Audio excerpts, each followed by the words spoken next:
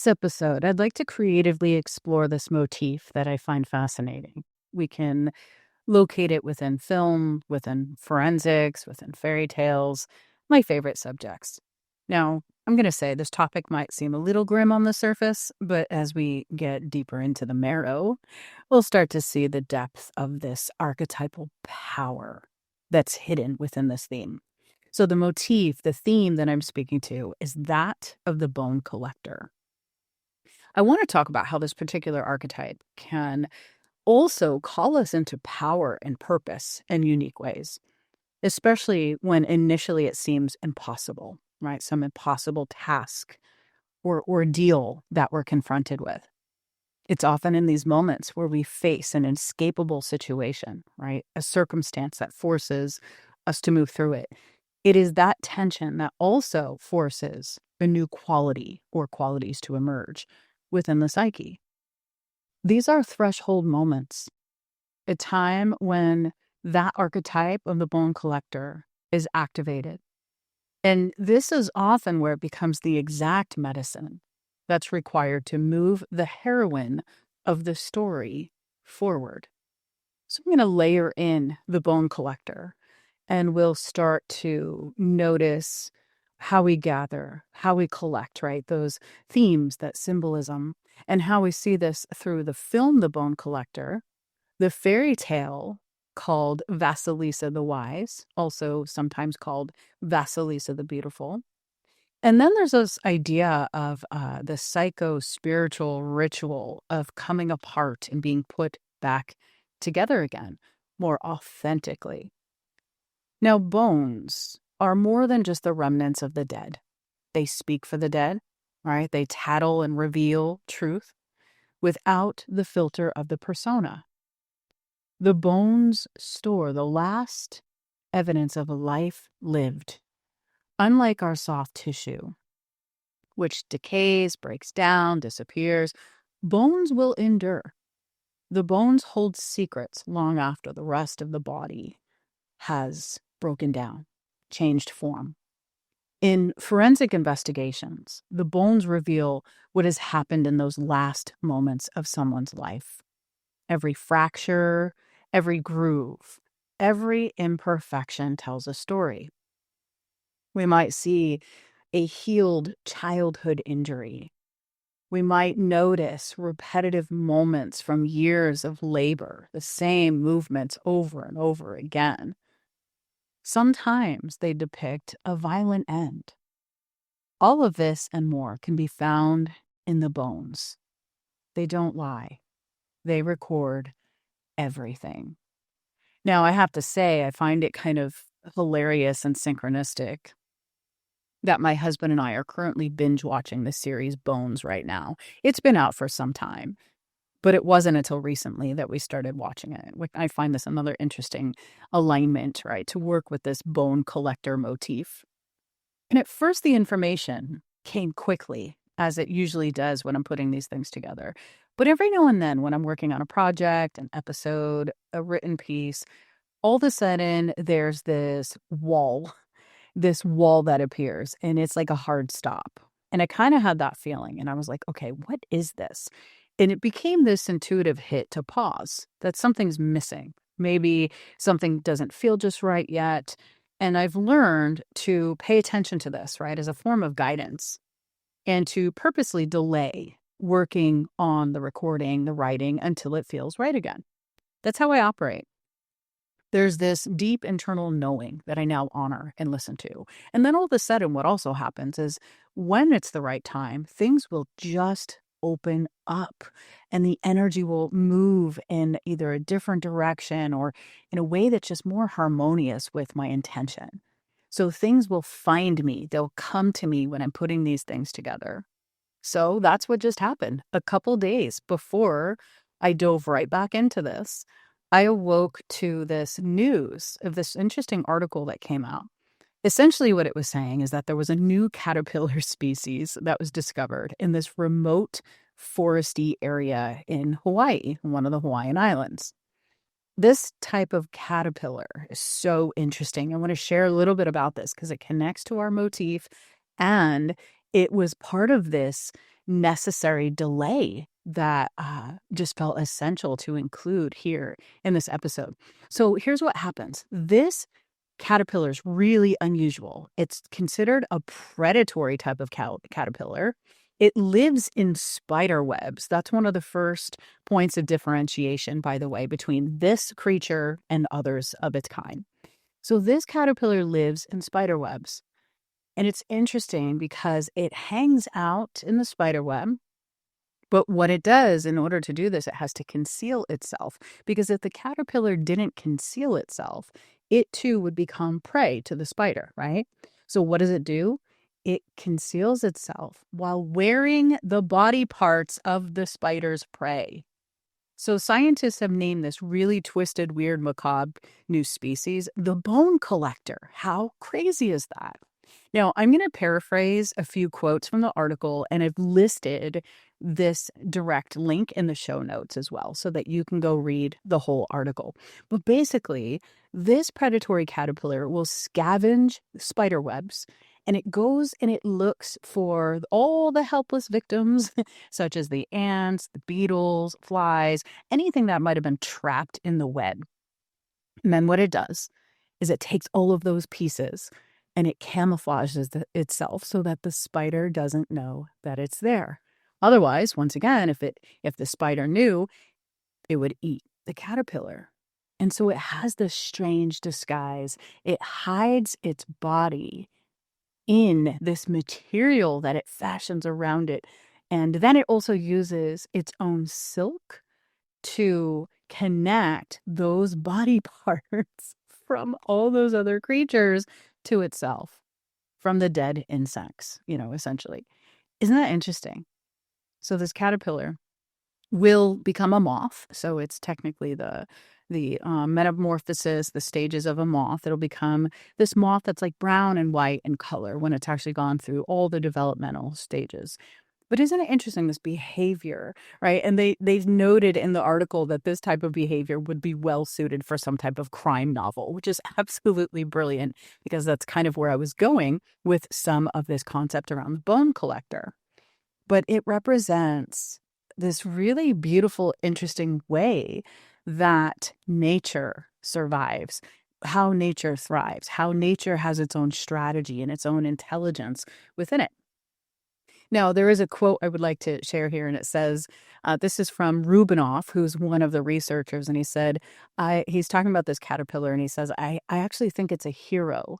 It truly lives in the lion's den, hiding out with the spider and using the spider's web to provide it with food and probably shelter. The caterpillar will attack prey that can't get away, but is itself very slow and bumbling, trailing a large silk case behind it. Isn't that interesting? So these caterpillars will actually take the dead insects, the things that they find within the web, and they'll disassemble them. And it even says they might resort to cannibalism, attacking other caterpillars of the same species. This is really, I find very fitting for our theme of the bone collector. And you'll see where I'm going with this. Now, I find it interesting, too, that in this article, it mentions that this caterpillar has only been spotted 62 times, I guess, observed in decades of field work. 2 decades of field work, it's only been spotted 62 times. That in itself means it's kind of elusive, right? It might be one of those creatures that's hard to spot, might blend in really well. And the researchers believe that the bone collector, that this type of caterpillar is more than 5 million years old. I just thought that was so interesting. Now, in the article, they do say that the bone collector was the nickname of a serial killer in a novel written by author Jeffrey Dever. And then this novel became the film, The Bone Collector, which came out in 1999. Happens to be one of my favorite movies, so we're going to dive into this a little bit. But isn't that interesting? So this entire thing about this caterpillar being called the bone collector, wearing all of these grisly and gruesome parts from all these other creatures to disguise itself, I can't help but think of narcissists and psychopaths and how the persona, right? It's the mask that they show to the world, that they present so that they fit in, that they blend in. They kind of identify with these different parts of what we will find acceptable. And so, in this really bizarre way, I feel like the caterpillar is kind of doing it in a similar way. Obviously, it's not through the ego and it's not the psychological process, but it's sort of demonstrating that through the physicality of this really gruesome, strange pattern in nature. So, I wanted to share that. Now let's talk about the film. So The Bone Collector is a psychological thriller, and there's lots of different themes that I find relevant to our conversation here. But one of the ones I think that is often overlooked in a lot of these movies is that of hesitation and resistance to calling.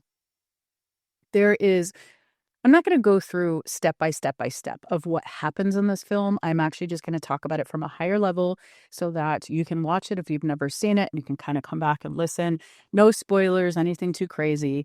But I'm just going to go into a couple pivotal parts that I thought tie in really well to this type of conversation and with our motif of the bone collector. So one of the early moments that I thought was significant begins with Amelia. Now, Amelia is a cop. She's a street cop. That's what she does. That's all she wants to do, right? Her father was a cop. She's a cop. And what we see is her arriving on this scene. It's her typical shift. There's a young boy there. He's frightened and he's pointing in this direction, kind of directing her where to go investigate. And we soon discover that it's a crime scene that she walks into. Okay. And what she sees, so Amelia locates this hand and it's sticking up out of the earth. And the pointer finger is missing. And there's like something else there in its place. It's as graphic as I'm going to get with this piece of it. Now, what I find interesting about this is in a typical sense. Now, of course, she's a cop, right? So immediately we start to get into this area of roles and responsibilities, law enforcement. So, of course, they're going to go into the dark places. They're going to explore the things that the typical human may not do, right? If one of us were walking on the street and saw something like this, well, never mind, let me take that back. I feel like a lot of people that listen to this type of podcast would actually be the ones that get closer and want to see more and understand. But let's just say the world at large, we're probably the minority when it comes to that group of people. More people are going to run away. They're going to call for help, right? They're going to do something that takes them out of the circumstance. They're going to run away from it. Now, instead, though, Amelia gets down on her knees and she begins to pull back all the loose stones and gravel that surround this hand. And she moves closer to reveal a face. I want to say right here, the move closer. This is an indicator for those of us who know shadow. We can't always know it completely, but we sense it. There is a pull, there's a downward pull to get closer, not just to the earth physically in the way where she goes to her knees, but also to get closer into the stuff, into the things, into the matter at hand. There's a tension that many of us feel in these circumstances, right? When life presents something unthinkable, yet at the same time, there's this blendedness, this deeper sense of something knowable. And no, I don't know how to explain that, but I think you'll get where I'm going when I say that. To the mind, it's unthinkable, but to the depths of us, it's knowable, right? There's this contrast. And when we have this contrast, it creates this third thing, a new element. It activates the soul, and we're led through the experience. If we listen to our guidance, if we trust our instincts, we will begin to make moves and take action that might even confuse us, the one who's in the moment. Now, at the time in the film, although Amelia makes it look really easy, it isn't necessarily easy, this act of sinking into what might frighten others significantly. It emphasizes the moment when the soul is at work. It's so easy for us to leave the soul out of dark matters. We want to have it all about evil, or we want to focus on the unfathomable aspects of life, but the soul is present. The soul is at work in those moments too. And it's in those times when we've actually been planted square in the center of a condition because others would run from it, because they're meant to turn away. But not all of us are. Now let's go a little further into this film. So now a few more events unfold, and we are ultimately led into the hospital, or the home of Lincoln Rhyme, who he lives in his hospital bed. It's played. His character is played by Denzel Washington. He's this brilliant detective, but he is bound to his bed. He's a quadriplegic after this terrible accident occurred while he was on the job, and he is being called into this experience, right? There's the serial killer called the Bone Collector that is staging all of these ritualistic type of murders. And so Lincoln Rhyme starts to work on some of this case from his homebound state. And his body's failing him, but his mind is sharp. We see this right away. And then enters in Amelia. What happens is she's called to his home because of how she handled that crime scene. It got his attention, and he wants her to be on the case. She doesn't want any part of it, but he needs her. And what we don't know right off the bat is he's relying on her to be his hands, his eyes in the field. It's almost like she's a surrogate for the physicality of him, the parts of him that can no longer operate in that way. He finds this really potent, powerful, intuitive female character to do that work. Now, Amelia, her last name is Donaghy. She's a police officer. She just wants to be a cop. And so she starts to feel resentful, as if she's being forced into these places. She doesn't like it. She doesn't want to collect evidence. She doesn't want to look at these disturbing things. She doesn't want to be at these crime scenes, and she wants to help. But she's also just wanting the life of a cop, not really wanting to be a detective, not wanting anything to do with forensics. She is very adamant about communicating that and expressing that, but it doesn't matter. It's not honored. Nobody cares. They see that she's gifted in this area, and we see her start to grapple and resist this entire process. Now, before Amelia is able to actually fully claim this gift, right, she has no choice but to follow Lincoln's guidance. In fact, her superiors make it impossible because they hold her job over her head and are basically like, this is the path you have to take or else, right? So we're already dealing with this weird patriarchal sort of strange power control dynamic. And at first we can feel bad for her. But then if we think of this in sense of the individuation process, the development of the psyche and of a well-balanced human being, we're always unfolding, right? It's like the acorn that is programmed to become the mighty oak. It's already in us. We can't escape it. We can do our best to default into different types of behaviors or attitudes that don't suit us. And then often it becomes a more difficult path. And so in this way, in this film, Amelia doesn't have a choice. She's going to be forced to claim this gift one way or another. So she has to follow Lincoln's guidance, his direction. And we see in this moment, there's this strange sort of thing where Lincoln has this rock solid faith in her capacity to enter these dark experiences long before she is conscious of this for herself. I know this is going to speak to a lot of us here, having those moments where somebody maybe believed in us before we believed in ourselves, or how someone perceives us in a way where we haven't yet claimed or identified with those qualities, but they're so clear, they're so present within us. Now, there's one particular moment where Lincoln says, Amelia, follow those instincts that you were born with. And then he utters the words, trust me.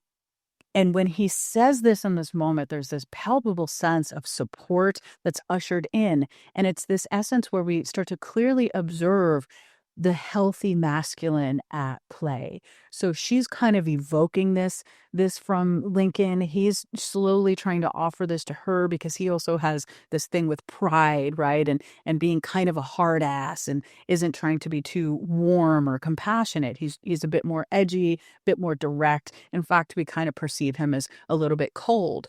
But she's also perceived that way. there's something about her, we can tell she's kind of either compartmentalized her life or she's shut off to different things. And so through this film, it started to bring in these ideas of how we can resist a calling, or how often life might bring us into something that we refuse to deal with. We refuse at first. We give all the reasons why we can't, why we must not. And still the soul persists, and still the soul knows better. We slowly soften our resistance, especially in moments when others are not necessarily rising to the occasion or stepping up to the plate. That's sometimes what forces many of us to take action, to become the one that stands in and says, I'll do the difficult thing. But the soul has a way of knowing what we need and how we can serve beyond these conventional ways of earning a living or simply just justifying our role in society. Now, in the film, the killer is leaving behind these cryptic clues, right? They're inspired by the different types of forensic history of both Lincoln Rhyme and Amelia Donaghy, and both of them have to confront their own edges and their own limitations. Rhymes he has to really work through the physical confinement that he has, and then Amelia Donaghy has to work through the emotional resistance. And they both are doing this at the same time while trying to stop a murderer who's clearly obsessed with power and control. Now, I'm summarizing here, and I really do hope you go watch this film if you haven't seen it, especially if you love psychological thrillers, anything that has like the female protagonist, serial killers, putting pieces together like a puzzle. This checks all the boxes. Now, what I also want to emphasize is the importance of the continuous tension that exists in these types of films, right? The timing of things, of events, the necessity of rescue, the danger of not taking action, the pressure that comes from within us as we face and confront these aspects that are really forcing us to expand. Amelia and Lincoln must both confront what haunts them. And it also plays with this interesting tension around paralysis. You've got this, whether it's physical, emotional, or psychological, this ability, right, to reclaim agency. But I find it interesting that paralysis, because we see it physically with Lincoln Rhyme, but we kind of see it a little bit emotionally with Amelia. So I find that kind of cool how they played with that. But both of them need to go into the darkest places, deep into the trenches of New York City, but even more frightening than this is the depths of the human psyche. Now, my focus here is drawn to Amelia's journey. Here she is, this female officer, destined to claim her place in what is often seen as a man's world. And during my research, I just wanted to share this with you because I find this really interesting.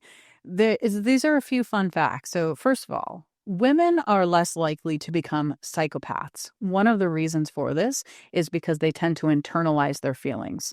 And so they become they say, some criminologists and forensic experts say that the female who has the psychopathic tendencies, not always, but in a large percentage of cases, will internalize those emotions that aren't expressed. So instead of taking it out on someone else, like a typical serial killer would go and hurt or harm, right, with a different agenda and whatever might be the driving force behind those types of behaviors, the female is more likely to do that to the self, to try to internalize those feelings. And what happens then is often they're pushed into this other category of personality disorders called the borderline personality.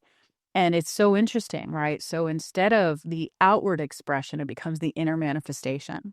So that, again, it's not every single case, but it's one of the reasons why there are so many more men who are psychopathic versus females that are psychopathic, even though they do exist. And there's also men that are borderline and not necessarily psychopathic. But just, I think it's really interesting that the numbers are so skewed in that way. There's definitely a huge point of differentiation between the two. Now, the other thing that's really interesting also is that the majority of viewers and listeners of true crime are women. And one other fact here, interestingly, too, that women make up 78% of forensic scientists in the United States. I find this fascinating, right? Because here we are within this patriarchal framework, and the feminine, which is particular these qualities, not female male, but the feminine psyche, is usually qualities that are about embodied, emotional, intuitive, empathic expressions. And these are the same ones that are often devalued and repressed, sometimes projected onto others as inferior or threatening. This devaluation contributes to a collective disidentification with the feminine, reinforcing the suppression of these qualities into the unconscious, which then amplifies shadow material. So we see these things come up and out and through in these types of films if we're paying attention. Usually there's a compensation happening. Something's out of balance, right? Now, the narrative of this film is completely out of balance. Bone collector, we've got scattered fragments which really are then portrayed in these different crime scenes with these behaviors. But if we think of the whole thing as bones being scattered everywhere, then Amelia is gathering and collecting and analyzing and putting the pieces together. And Lincoln is doing the same thing. So we have that merging of the healthy masculine, the feminine coming back into balance. And so this is part of the individuation process. So sometimes what happens, though, is when we are not operating in that harmonious way, when the psyche is not successful in its attempt to self-regulate, both women and men might internalize their unconscious biases. They might disown aspects of the feminine within themselves and then potentially experience conflict, right, when encountering these qualities in other people. And so, in depth psychology and Jungian theory, we're bringing these dynamics into awareness. We're trying to offer these various paths toward integration and wholeness by confronting the cultural shadow, the things that are internalized but not really integrated. And that there's a difference there by examining the psychic consequences of rejection, rejecting these patterns, rejecting these qualities. We might even say that most of the killers in these films are rejecting, denying parts of themselves, which are then being outwardly cast and projected onto the canvas of their victims. In a sense, it's not the whole story, of course, but that's one way of viewing these types of storylines. Now, we see a lot of levels of collective shadow being depicted in this film. We've got Lincoln Rhyme, who, he starts off being resigned to his fate.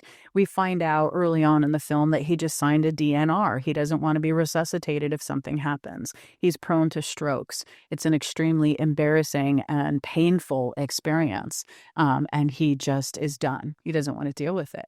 But at the same time, by working with Amelia, he starts to come to life again in a different way, finding a different sense of purpose, proving that his identity is not really lost through the limitation of the physical body.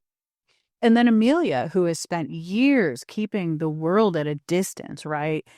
Trying to be the tough girl, trying to not let people in.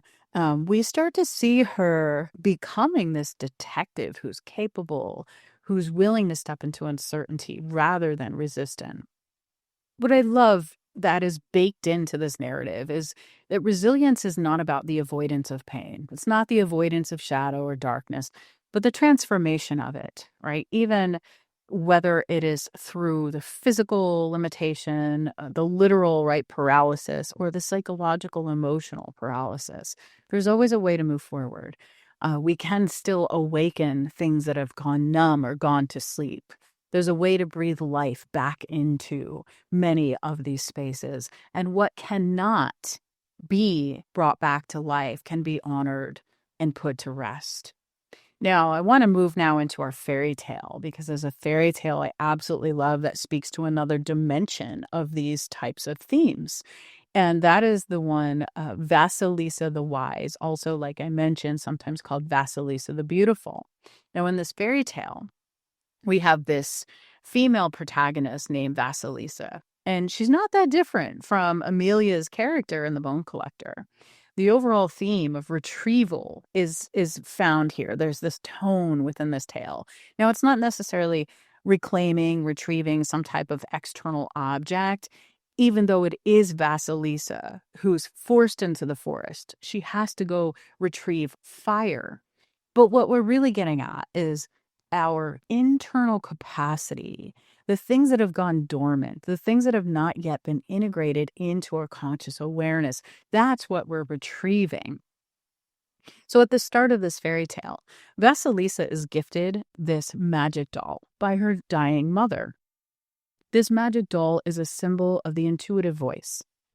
She consults with the doll, and she must keep the doll concealed in her apron pocket. Now, the doll isn't necessarily flashing or dominating. It's kind of hidden in the background of the fairy tale. It operates quietly. It's only helping when Vasilisa chooses to engage with it, which is also symbolic, when she feeds it, when she listens to it.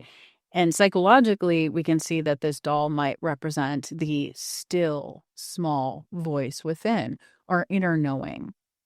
Now, Jung linked this to the self, right? And saw this aspect of the self as that organizing principle within, that organizing principle that speaks to us through symbols, through subtle affect.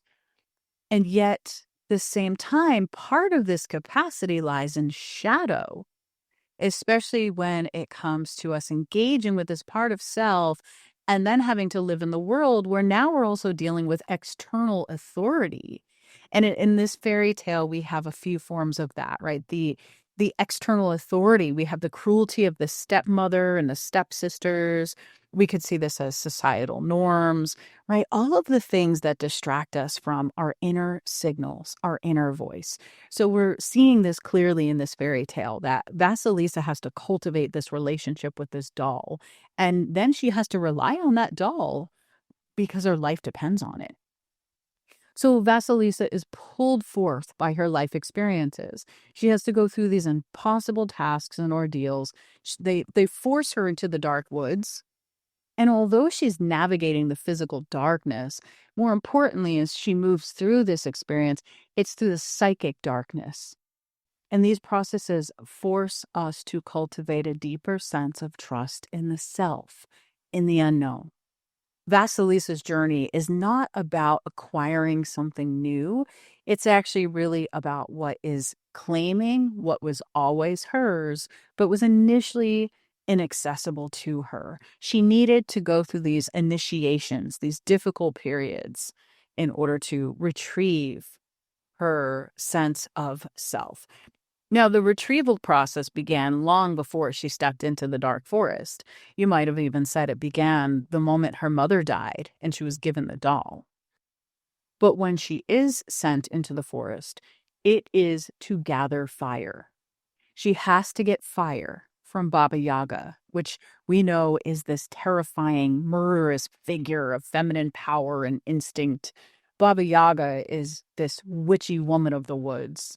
And from a depth psychological perspective, though, Baba Yaga isn't a witch or a monster, but more so the embodiment of the wild, unrefined, unconscious aspects, right? The primal intelligence within nature, cycles, and shadow.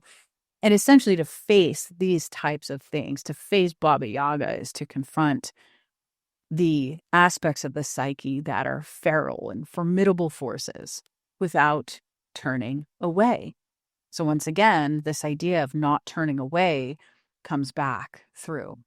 Now, Vasilisa also is not there to kill off Baba Yaga or conquer her. She endures her. She responds with humility. She follows her tasks with care and presence. One step at a time. She does what she has to do. She endures. Back to Amelia in The Bone Collector. She does the same thing. At the crime scene, she's methodical. She can't let her emotional side engage. She has to hold back the tears. She has to deal with the scents and the smells and the difficult, ugly, gruesome nature of death and decay in a crime scene. And so we're also learning this, though, as we come back now to Vasilisa, that these are all psychological attitudes, not heroism in the, typical sense where it's about rescue and saving something in that way. Because if you think about the crime scene, there is no rescue. There's only collection of evidence, right? Collecting the bones. You can't save the person. They already have not survived. They have not lived through whatever happened to them. But the value of an experience doesn't just end there. We can honor, we can grieve the human life and the loss, but there's still more work to be done.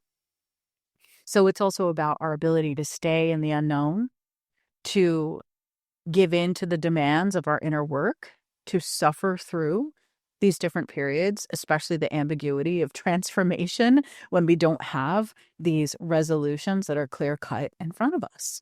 Nobody's coming to save us in that way. We have to become our own hero or heroine, I want to say. Now, the tasks that Baba Yaga gives Vasilisa are also deeply symbolic, right? And one of the things we can see from this is how the ego is learning to live in relation to instinct, right? To that instinctual wisdom. We see this when we have the one task. Now, depending on the tale and how you read it, where you're reading it from, Baba Yaga has Vasilisa separate the grain. And it's an impossible task, right? All of this grain has to be separated by morning light. And so separating the grain by type. Then she has to clean the house. Then she's got to do all these things. So we're seeing boundaries. Every act is reflecting the slow process of sorting what is authentic from what is conditioned, what is necessary, what can be left behind. What do we take with us? What do we transform?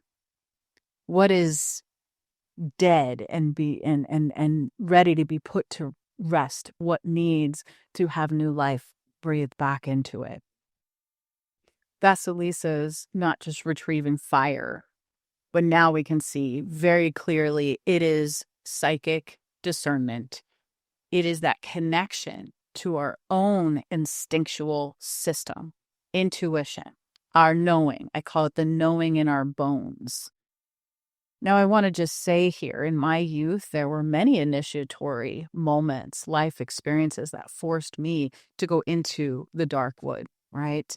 And I didn't respond well to those experiences at all. It was as if actually my soul had to kind of drag me through life because my ego was so transfixed on all of the things, all of the ways that would help me escape versus contributing to my own rescue.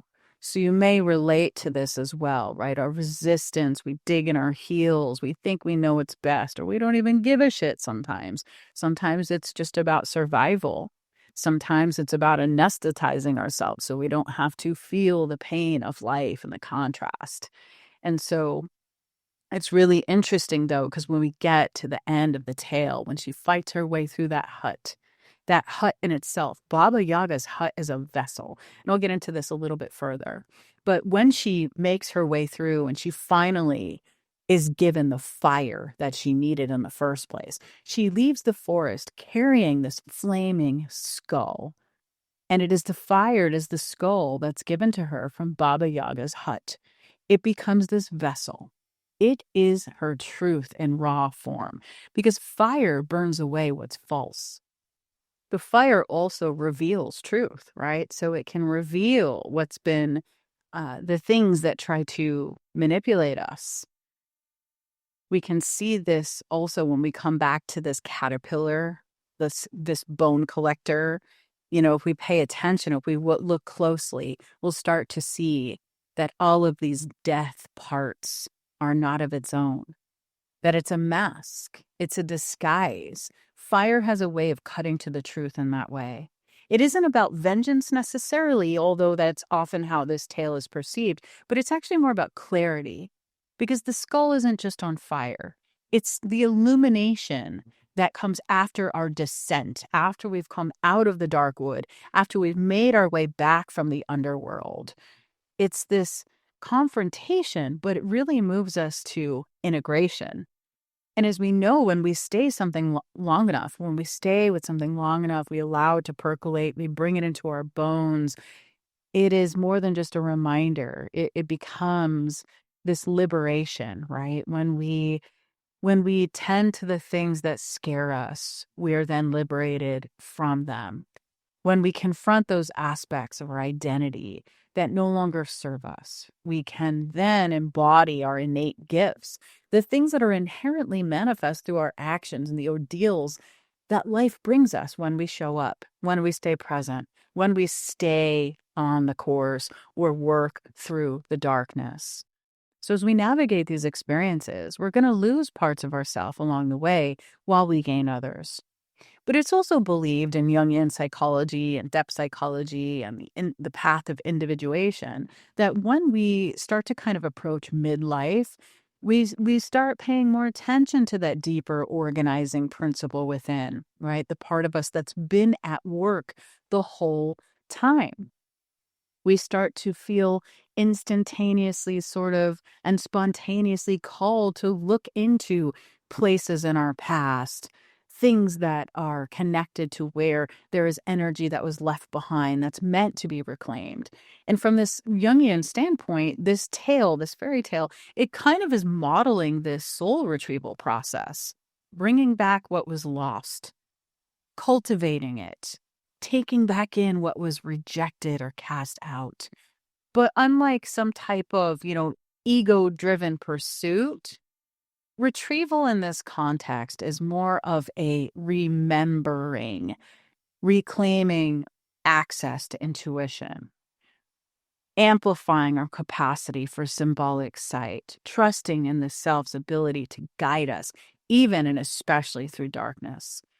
Because Vasilisa emerges not just empowered by something that's given to her, but by what she has claimed through relationship to the doll, relationship to Baba Yaga, relationship to her own inner fire. This comes back to that caterpillar, the bone collector caterpillar. And we must remember, too, that as we move through the world, there are those who have yet discovered the soul. They're not necessarily listening. They're going to fashion themselves to all different types of things that aren't really of their true essence or identity. And we will be fooled by that because they, too, are also fooling themselves. And I don't say this to be shaming or disrespectful to those that are lost souls on the path. Many of us are or have been or will be.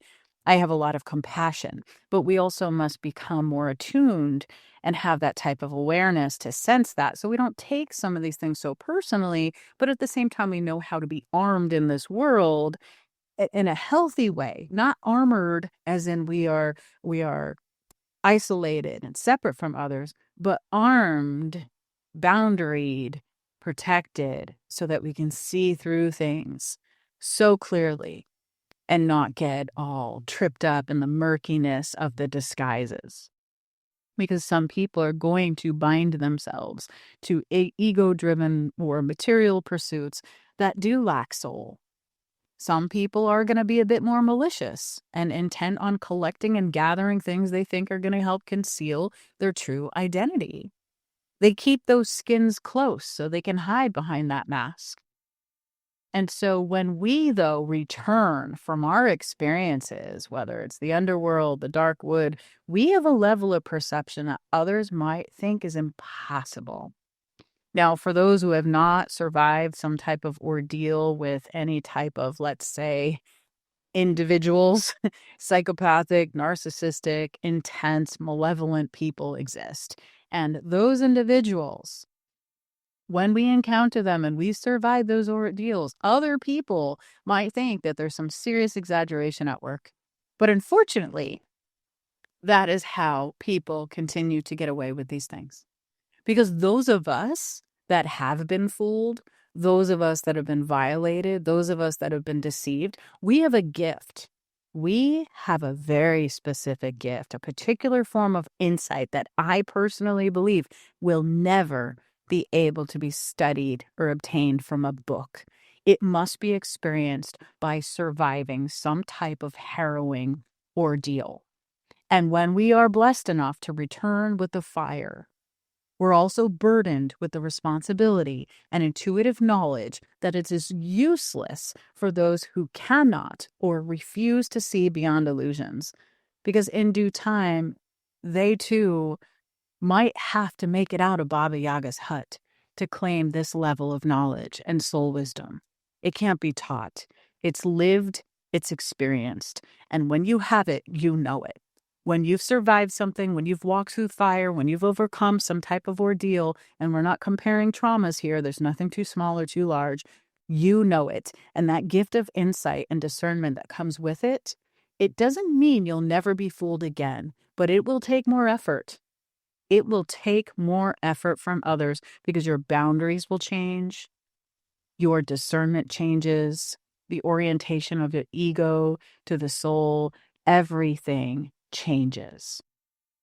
Now, in addition to Baba Yaga and the tale of Vasilisa, you might always be sensing a different presence here, and I want to bring in this presence, and that is that of Hecate. And it's Hecate, pronounced so many different ways. But Hecate, we can sense and feel the essence of this dark goddess and these words and the underlying themes. I want to talk a little bit to the essence of this energy. So Hecate is this goddess who materializes at the crossroads of experience. We might say these liminal moments, right? It's this essence that this type of presence will conjure things that are reflective of light in depth, right? So a torchlight, a lantern within the depths of the soul, within the darkest recesses. Those types of stories, myths, of symbols are very rich for Hecate's presence. So it's rooted in this idea of pre-Olympian mythology and later was brought into Greek cosmology. So Hecate is this triple form deity, right? We have the maiden, the mother, the crone, who governs our boundaries, the thresholds, magic, ghosts, and the night. Her domain is not of these bright heavenly depictions or sunlit rational world, but instead of the shadow, the secrets, the veiled in between spaces. It is in these sacred moments. It is in the place of ambiguity that Hecate is a keeper of hidden knowledge. Now, to understand Hecate is to work with the unconscious itself. She is often portrayed as holding these torches, this motif that has the symbolism of bringing wisdom in, right? The torch is not only the source of physical light, but the illumination of inner darkness, of intuition, of insight, things that arise not strictly from intellect, but from the energy of a descent, an underworld experience. So Hecate does not operate in a way that's all about helping us get rid of darkness, but instead she walks through it. She makes it more about being in this space of seeking to know more of the self, right? When we are in those periods of darkness and uncertainty, we can learn from that space. So in Jungian terms, we might say that Hecate might be the anima figure or a psychopomp. Now, a psychopomp is one who facilitates this journey between the known and the unknown, the conscious and the unconscious, and often the realms of the dead and the living also. Now, her role in the myth of Persephone is quite telling because it's Hecate who hears Persephone's cry when she's being abducted into the underworld. And then it's Hecate who later accompanies her back and forth between those realms, between the underworld and the world of the mortals. Now here, this is where Hecate is really in this space, this axis, right, that hinges upon transformation. She knows the mysteries. She knows the mysteries of the descent and the return, which is really the essence of individuation. The descent into the underworld of the psyche to retrieve what's been lost, what's been repressed, these different aspects of the self. Hecate's connection to hidden knowledge also emerges from her ties to witchcraft and herbal lore.